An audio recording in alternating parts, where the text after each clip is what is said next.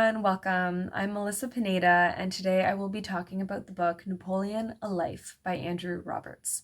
So this book is a biography on Napoleon Bonaparte, and it was quite an excellent read, full of very interesting tidbits of information about this remarkable man. So I'm going to dive right in. So Napoleon Bonaparte was born in 1769 on the island of Corsica, and he actually died on an island as well, St. Helena.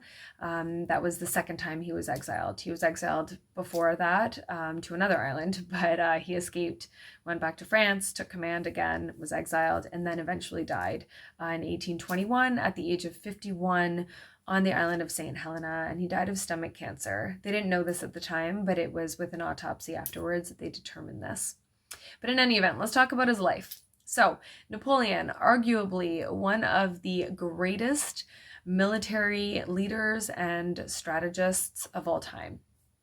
So his rise was really at the end of the French Revolution. The French Revolution started in 1789, and he became very popular. He was the head of the army, and his ascent was really at the end of the 1790s. And in 1799, he staged a coup, which was bloodless, which was the opposite of the French Revolution, and he declared himself first consul.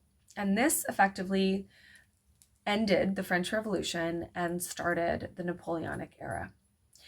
So now he was the head of the army, the head of the country, and then in 1804, actually, he crowned himself emperor in the Notre Dame Cathedral in Paris.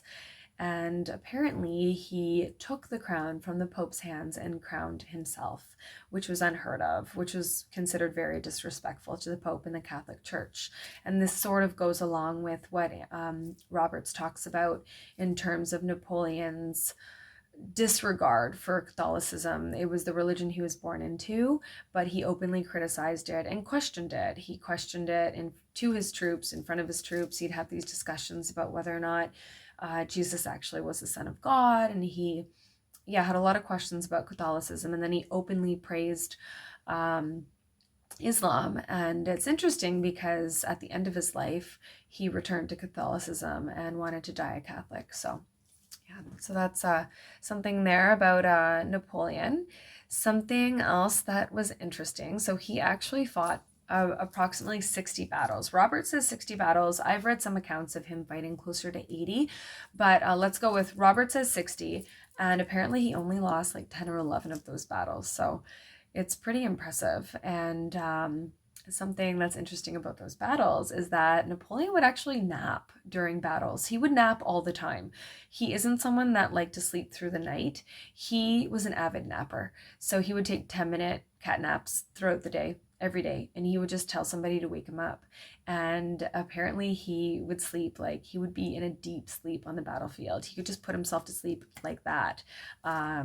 And had to be woken up, and he would be sleeping and there would be cannons flying above his head, and sound asleep. So it's pretty interesting and efficient, really.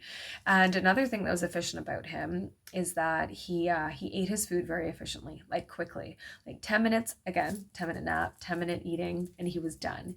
He thought it was just a waste of time to take your time eating. And allegedly he said at the time, if you want to eat well, go eat with so-and-so. If you want to eat quickly, come eat with me. And he did. He ate quick, and he didn't care what he ate.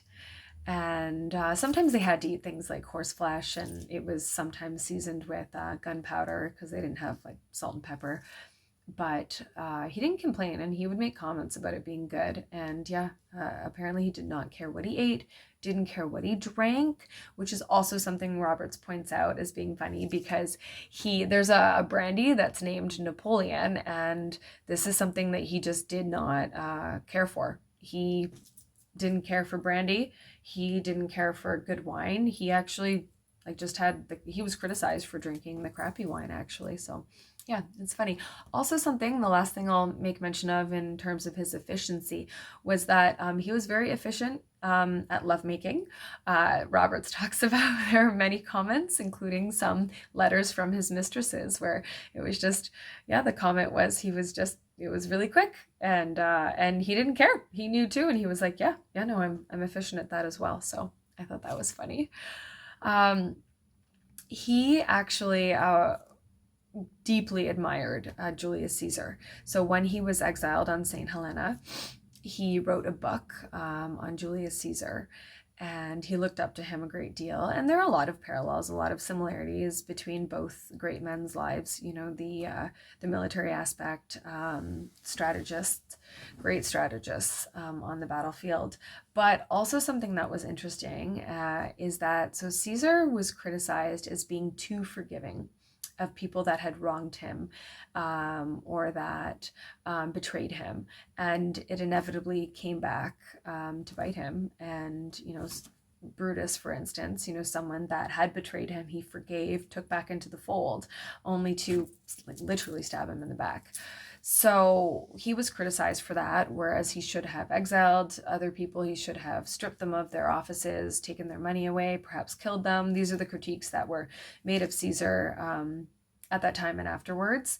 And the same things were mentioned by Roberts about Napoleon. So he also ended up being betrayed by people that he was previously betrayed by, that he didn't do anything about significantly. It would be like a slap on the wrist. And so Roberts critiques him for that. And I thought that was interesting, just since he looked up to someone that did the exact same thing. And reasons were given for both men, such as, well, they were too conceited to ever think that it would really come back to hurt them, and that they wanted to be portrayed as being above that. They're not going to bring themselves down to that level and like strip someone of their office or something like that, but they should have.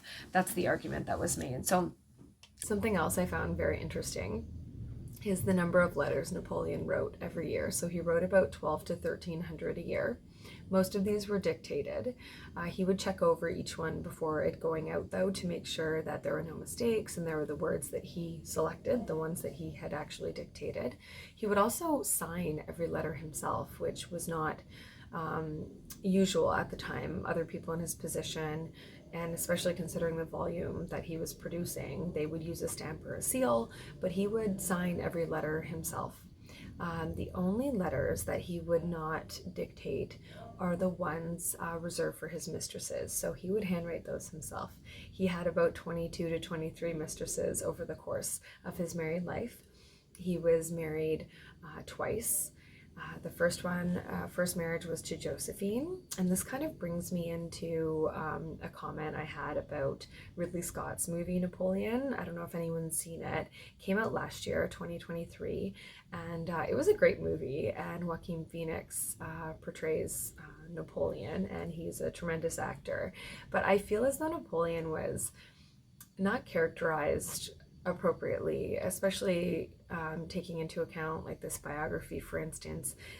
Like, Napoleon was a manly man. He was a leader of an army. He fought in so many battles. He was a little machismo. He was deeply misogynistic. He didn't think much of women. He thought they should be in the home. He would openly criticize his comrades, his military brethren, and he would make comments such as, if they weren't doing well in battle, maybe you were taking advice from your wife, things like that.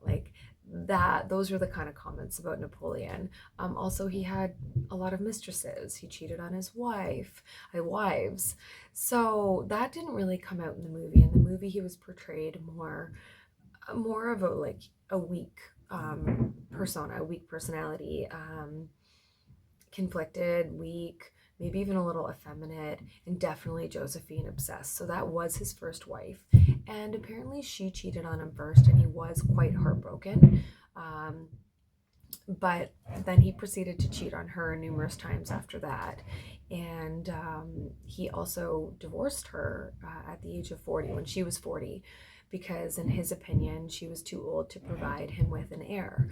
So they did remain friends after that, but I think that is more in line. That was Napoleon as opposed to Ridley Scott's portrayal, but that's just an aside. All in all, this biography was excellent. It was such a good read. And if any of what I've said interests you, and if you want to learn more about Napoleon, then absolutely pick yourself up a copy. And I hope you enjoy. Until next time.